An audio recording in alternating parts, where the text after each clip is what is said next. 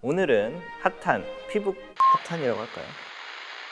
잘 나가는, 많이 언급되고 있는 나이아신아마이드라는 성분인데요. 이 성분은 레티노이드 못지않게 피부에 여러 가지로 도움을 주는 성분이어서 어떤 기전으로 피부에 도움을 주는지, 어떻게 사용해야 되는지, 어떠한 제품들이 있는지 오늘 소개를 할까 합니다.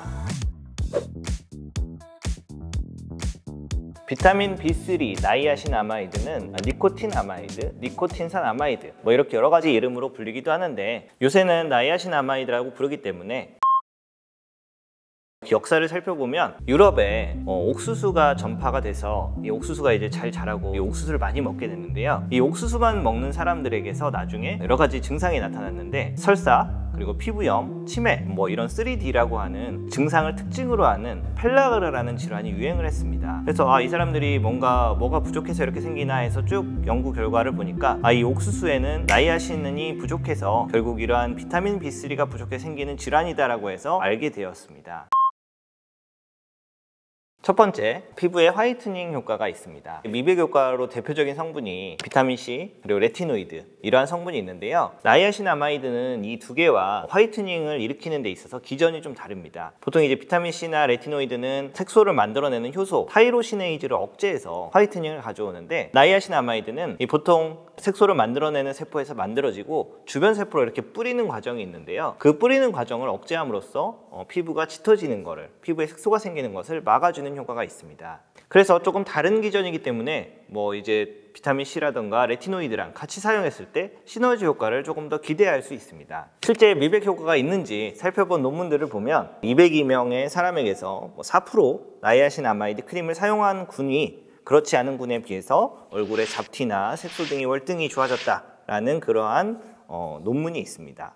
두 번째, 항염증 효과입니다. 염증을 일으키는 세포의 이동을 막아주고 염증을 억제하는 효과가 있는데요. 이러한 항염증 효과로 여드름에서 효과가 있습니다. 4% 나이아신아마이드를 사용했을 때 크레오신이라고 유명한 그 여드름약이 있는데, 비교를 했을 때 여드름 억제 효과가 크레오신만큼 효과가 있었다라는 논문이 있었고요. 특히 지성 피부에서 더 효과적이다라는 결과였는데, 사실 이 나이아신아마이드가 피지 분비를 줄여준다는 내용도 있습니다. 그러한 면에서 굉장히 오일리하고 뭔가 그러한 여드름을 잘 일으키는 피부에 있어서 이 나이아신아마이드가 도움이 될 수 있는 성분입니다. 세 번째, 보습 효과입니다. 피부 장벽에 가장 중요한 세라마이드라는 성분을 증가시키는 효과가 있는데요. 이 나이아신아마이드가 이 세라마이드를 합성을 증가시켜서 피부 장벽을 보강해서 결과적으로 피부 보습 효과를 증대시킨다라는 그러한 연구 결과가 있는데요. 보시면 이제 아토피 피부염 환자에 있어서 피부 장벽의 수분 손실을 줄여준다라는 내용이 있고요.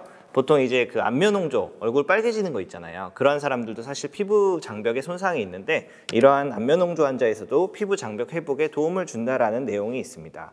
그래서 아토피 피부염 있고 안면홍조 있으신 분들, 이런 분들에게도 도움이 될 수 있는 성분입니다. 마지막으로 자외선 보호 효과가 있습니다. 자외선으로 인한 암세포 생성이라던가 여러 가지 면역 억제, 이러한 것을 막아주는 효과가 있어서 피부가 자외선으로부터 받는 그러한 데미지를 보호해주는 역할이 있습니다. 나이아신아마이드라는 성분이 정말 피부에 좋은 기능을, 좋은 효과를 가져오는 성분이라는 걸 알았는데, 어떤 농도로 쓰는 게 좋을 것인지 그런 걸 살펴보면 여러 가지 논문들이 2에서 5%를 많이 사용했습니다. 그래서 5% 이상만 돼도 충분한 효과를 가져올 수 있을 거라고 생각을 하고요. 보통 이제 시중에 있는 제품들을 보면 10%, 20%까지 있는 것들이 있는데, 저희가 이제 안전성을 살펴본 논문을 보면 10%까지를 썼을 때 얼굴에 자극이나 따끔거림, 이러한 증상이 없다는 논문들이 있어서 5에서 10% 정도의 농도를 사용하시는 게 좋습니다. 어느 단계에서 사용해야 될지 세안을 하고 그 다음에 이제 보습을 하기 전에 기능성 성분 바를 때 있잖아요. 보통 이제 이 단계가 레티노이드라든가 바이타민 C라든가 이러한 것들을 사용할 때 쓰는 그러한 단계에 있어서 나이아신아마이드를 사용하시면 됩니다.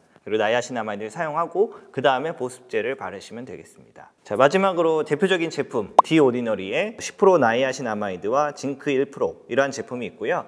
폴라초이스의 나이아신아마이드 10% 부스터 앰플, 이러한 것들이 있어서 이제 대부분은 세럼 타입, 앰플이 많이 대표적으로 있고요. 크림 타입을 사용해도 안 된다거나 그러진 않습니다. 오늘 내용 종합해보면 나이아신아마이드는 미백 효과, 항염증 효과로 여드름 환자에게 도움이 되고요. 피부 장벽에 도움을 줘서 아토피 피부염, 안면 홍조에게 도움이 되고 자외선으로 인한 손상을 막아줄 수 있다. 라는 내용을 말씀드렸고요. 적절한 농도는 5에서 10% 정도가 좋을 걸로 생각이 되고 대표적인 제품들 소개시켜 드렸습니다. 오늘 내용 도움되셨으면 좋아요, 구독 눌러주시고요. 저는 다음에 다른 내용으로 찾아오겠습니다.